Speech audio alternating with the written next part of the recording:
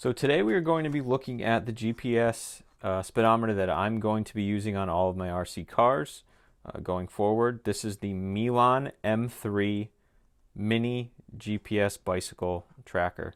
So this is made for road bikes, off-road bikes, basically anything that you need a GPS speedometer for that doesn't come with one already. So I got this on Amazon. It's under $50. It comes in at about 35 bucks. You can have it by tomorrow if you really need one. You don't have to wait for it to come from Banggood or overseas or wherever. So I found this on Amazon. I saw a couple reviews on it of people using them for their RC cars, and I figured for 35 bucks and the option to return it if it's not any good, I'd give it a try. So this is the box that it comes in, and this is the actual GPS monitor. So you can see it's pretty small. Probably about less than 2 inches tall by 1.5 inches wide. Pretty thin. Battery, rechargeable battery on the back, and the micro USB charging port on the back, which is really nice. So you don't have to worry about batteries dying. You can recharge at any time. So in the box, there isn't much besides the actual GPS itself. This 6-foot long micro USB charger to USB charger. So you probably have 1 million of these hanging around your house, so that's good. Easy to recharge. This little clamp for road bikes or bicycles, so you're not going to need that for running your RC car. A couple zip ties. This is also for your bicycle. Could also come in handy if you want to keep it on an RC car permanently. Throw those on there. And then the mini user guide. So the unit itself is very small, very easy to use. You don't need to carry any cords on you or anything, but you'll have 3 buttons on it: the power button, the button over here to go through the different menus, and the button on the back, which is the settings button. So once you turn it on, the front screen is very large. I have mine set to miles per hour. You can change this to kilometers per hour if you want, if you're not in the United States. You can change it from max speed displayed to average speed. So I have mine set to max speed. You'll also get a couple different settings down here, which are most likely for bike riding. We're only going to deal with the top part really. And your GPS signal light on top. So when the light is solid, that means your GPS signal is strong. When the GPS light is blinking, that means your GPS signal is weak. And the color of the light actually refers to the battery. So when the light is red, that means that your battery is low. When it's yellow, it means it's between 30% and 60%. And when it's green, you have sufficient battery. And when the light is breathing on and off, that means that you're charging. You should know that by plugging in the cord in the back. So once you have it set to max speed and miles per hour, you should be all set to strap this to a car. Once you have a speed on here and you want to clear it, all you have to do is hold this side button here. SA stands for save. Yes on this button. No on this button. Once you press no, it'll reset to 0.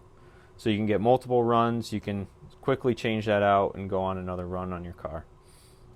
So another feature of this little device here is that if you press both top buttons together, you now have a backlit screen. So I'm not sure if it'll show up in the video here, but you have a blue LED backlit screen. So you can run this at night if you want.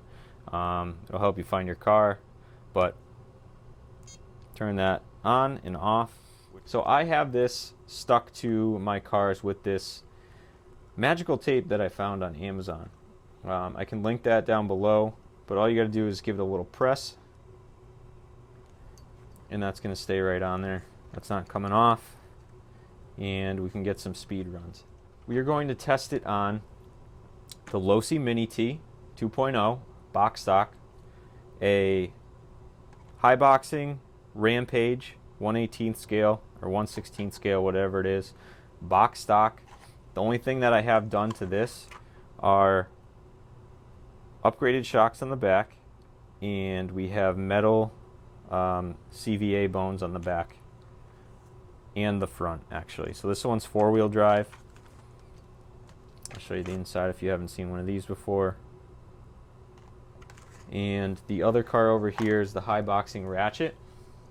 So this one I just got, and it's got a pretty cool look to it. So we're gonna speed run these and see which one's fastest. So if you have any guesses, put them down below. I will say that the Ratchet and the Rampage have the same internals, so same motor, same ESC combo. The only difference between these two cars are the tires. So these tires are a little bit smaller, which might affect the speed of it.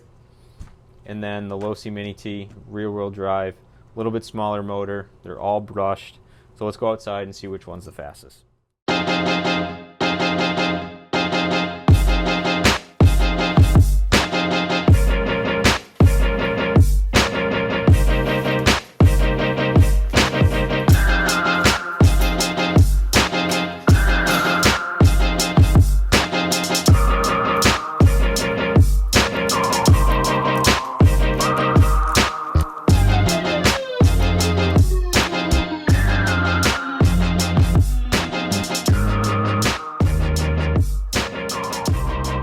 So we are going to start first off with the Haiboxing Rampage. We got a fresh battery in there. We are going to start. Our GPS is at 0. Let's see, we're going to wait for our light to be solid. All right, we got solid light.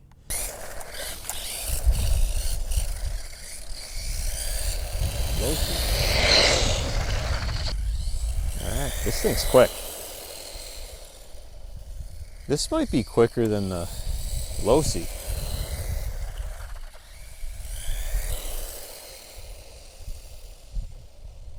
We're only going to do a couple runs with each. I brought just one battery for the Rampage and the Ratchet. Just going to switch it out.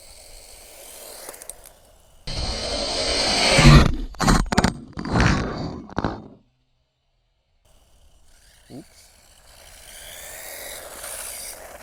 All right. GPS meter says 18.5 miles an hour. Right, just to show you, the Ratchet has the same setup as the Rampage. Same motor, same ESC, all that. GPS is set to 0. So we'll see if we can get a couple passes here and see what our top speed is. I'm going to say it's not as fast as the Rampage. The smaller tires are definitely making it slower. That's full throttle on fast.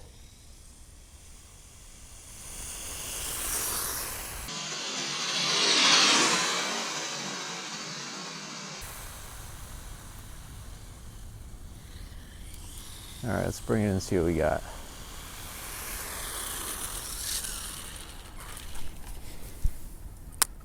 GPS meter says 16.2. So that's 2 miles an hour slower than the Rampage. So we got the Losi Mini-T 2.0 settled in on a new battery, fully charged. GPS meter set to 0. Our Losi Mini-T 2.0 is all set.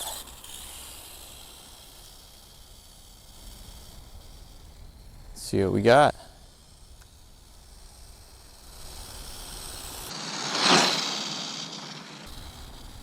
Gotta trim it up a bit.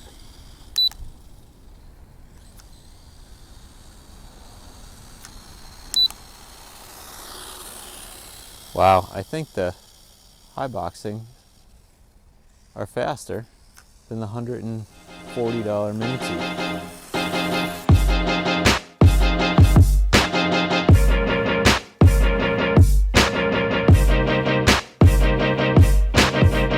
With that being said, this thing definitely does its job. For 35 bucks, I don't think you're gonna find a better GPS meter for RC cars. So I would go ahead and pick one of these up.